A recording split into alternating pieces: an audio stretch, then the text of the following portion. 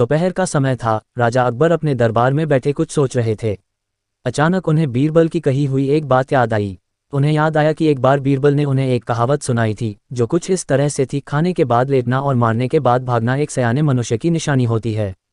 राजा सोचने लगे, अभी दोपहर का समय है, यकीनन बीरबल खाने के बाद सोने की तैयारी में होगा। चलो आज उसकी बात को गलत साबित किया जाए। ये सोचकर उन्होंने एक सेवक को आदेश दिया कि इसी वक्त बीरबल को दरबार में उपस्थित होने का संदेश दिया जाए।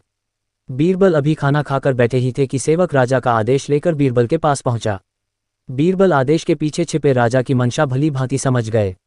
उन्होंने सेवक से कहा, तुम थोड़ी देर रुको, मैं कपड़े बदलकर तुम्हारे साथ ही चलता हूँ। अंदर जाकर बीरबल ने अपने लिए एक तंग पजामा चुना। पजामा तंग था तो उसे पहनने के लिए उन्हें बिस्तर पर लेटना पड़ा। पजामे को पहनने का बहाना कर वे थोड़ी देर बिस्तर पर ही लेटे रहे और फिर सेवक के साथ दरबार की ओर चल दिए। दरबार में राजा बीरबल की ही राह देख रहे थे।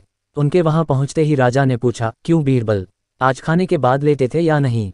बीरबल ने जवाब दिया, जी महाराज, जरूर लेटा था। ये सुनकर राजा को बहुत गुस्सा आया।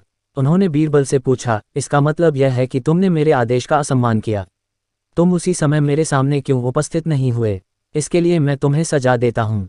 बीरबल ने तुरंत जवाब दिया, महाराज, ये सच है कि मैं थोड़ी देर लेटा था, लेकिन मैंने आपके आदेश की अवहेलना नहीं की है।